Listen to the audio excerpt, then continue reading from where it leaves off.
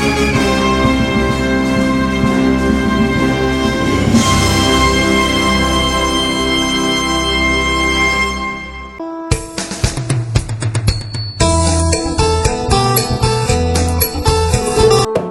ัดลาดธรรมสัจจะเมืองเฟสโนรัฐแคลิฟอร์เนียสหรัฐอเมริกาโดยมีท่านพระอาจารย์บุญสูงสุทธจิตโตเจ้าที่การวัดพร้อมด้วยคณะกรรมการทุกท่านขอเชิญพุทธบริษัทพี่น้องที่หักแพงร่วมงานเฉลิมฉลองประตูโขงร่วมทำบุญตักบาตรและชมคอนเสิร์ตการกุศลในวันเสาร์ที่10วันอาทิตย์ที่11เดือนออกโทเบอร์ปี2015นี้สุขสบายดีพี่น้องเพื่อนร่วมศาสตร์พุทธบริษัททั้งหลายพวกข้าพเจ้ายืนอยู่ต่อหน้าประตูโค้งอันสง่างามในมื้อนี้แม่นคณะกรรมการก่อสร้างอุปถัมภ์และก่อสร้างวัดธรรมสัจจะต่างหน้าแก่คณะศรัทธาของตนญาติโยมพุทธบริษัทในเมืองเฟรสโนได้พร้อมกันสร้างประตูโค้งนี้ขึ้นมาเพื่อบูชาพระพุทธพระธรรมพระสงฆ์และเป็นในมื้อนี้พวกเขาได้มาพร้อมเพรียงกันอยู่นี่เพื่อให้พี่น้องเพื่อนร่วมศาสตร์พุทธบริษัททั้งหลายได้เห็นได้ฮู้ว่าพวกข้าพเจ้าทั้งหลายมีจิตศรัทธาได้ก่อสร้างประตูโค้งนี้ขึ้นมาขณะนี้ก็สำเร็จแล้ว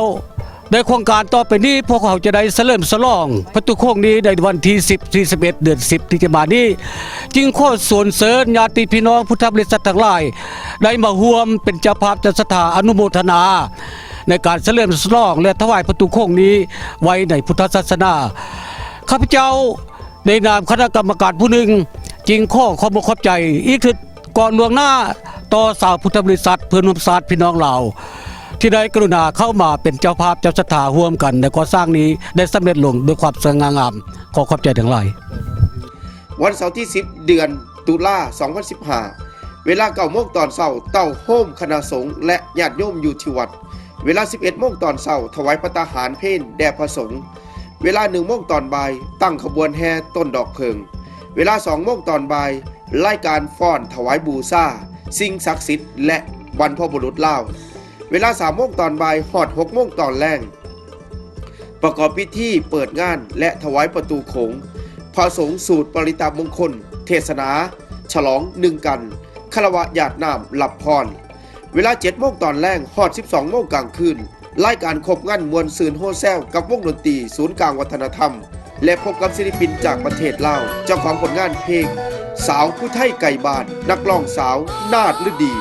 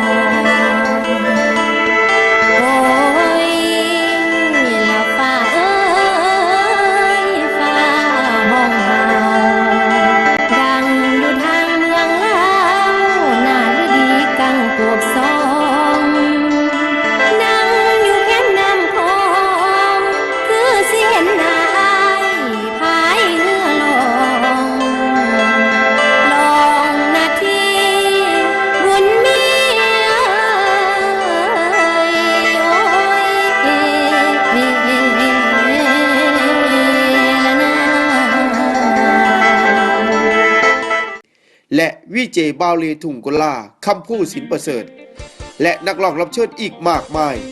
วันอาทิตย์ที่ 11 เดือนตุลา2015 เวลา 10 โมงตอนเช้าพิธีทำบุญตักบาตรถวายพระทหารเพลรับพรเป็นเสร็จพิธีสำหรับในงานนี้พี่น้องจะได้พบกับการออกห้านพ่อค้าเช่าขายตลาดนัดจากเมืองต่างๆและพบกับทีมงานช่องลูกทุ่งทีวี HD นำทีมโดยวิเจบาวลีถุงกุลาออกบทสินค้าจากช่องลูกทุ่งทีวีนำมิวสิกบ็อกสมุนไพรยาเก็กคู่ยาสตียาแก้ปนดงและสมุนไพรม้ามุยและสินค้าอื่นๆอีกมากมายมาฝากมาตอนให้พี่น้องได้เลือกซื้อกันและรวมถ่ายทอดนำมาออกอากาศให้พี่น้องได้เบิ่งกันอย่าลืมมวลซืนโฮแซลกับงานเฉลิมฉลองประตูโขงร่วมทำบุญตักบาตรและชมคอนเสิร์ตการกุศลกับวงดนตรีศูนย์กลางวัฒนธรรมลาวและศิลปินนักร้องนาฏฤดีในวันเสาร์ที่ 10 วันอาทิตย์ที่ 11 เดือนตุลา2015 นี้ที่วัดลาวธรรมสัจจาเมืองเฟสโนรัฐแคลิฟอร์เนียสหรัฐอเมริกาติดต่อสอบถามรายละเอียดเพิ่มเติมและร่วมเป็นเจ้าภาพจองกองอัฐะได้กองละ$100ติดต่อสอบถามรายละเอียดเพิ่มเติมได้ที่พระอาจารย์จันทร์สมรขันติโกเบอร์โทรศัพท์559-284-0102ท่านอินตาภกรคำ559-314-4991ท่านท่องแดงซอยสุมนทา559-304-3692ย่าแม่มณีวันคำมุ่นไส้559-347-4557ย่าแม่พ่วงเพชรพิมพิสาร559-349-8632ย่านางจันสมรพบวงไส้559-285-1244อย่าลืมมามวนน้ำกันเด้อพี่น้อง